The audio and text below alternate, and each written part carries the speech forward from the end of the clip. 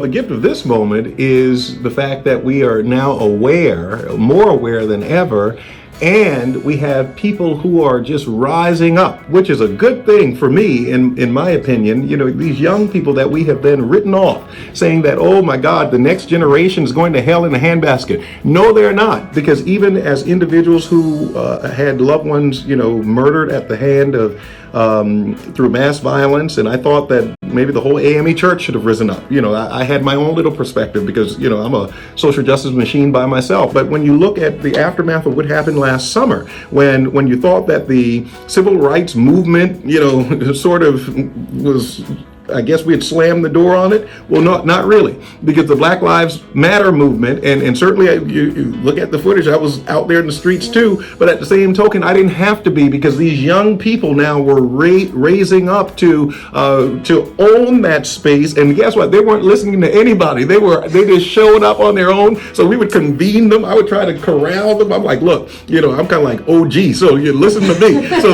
so we can get you where you need to be, because not only being out there, we need to be asking for stuff, demanding stuff, and so systemic stuff, not just for a statue to come down, but let's take down all the policies associated around the statue, because you have a platform, you have momentum, you have the synergy. So now we need to demand substantive change. So some people are like, oh, we want the statue to come down. Yes, but you know, the statue comes down, but we still have the same system that the statue represents that has not changed as it relates to government, as it relates to ordinances and all these laws and rules and whatever. So those are the things we need to systemically, we need to bring those things down as well. So that gives me hope in this moment that there are individuals who are now the indivisible movement. I mean, the day after, now certainly, you know, regardless of how individuals felt, whether or not who won or lost after 2016, those women the next day across America got in the streets and said, no,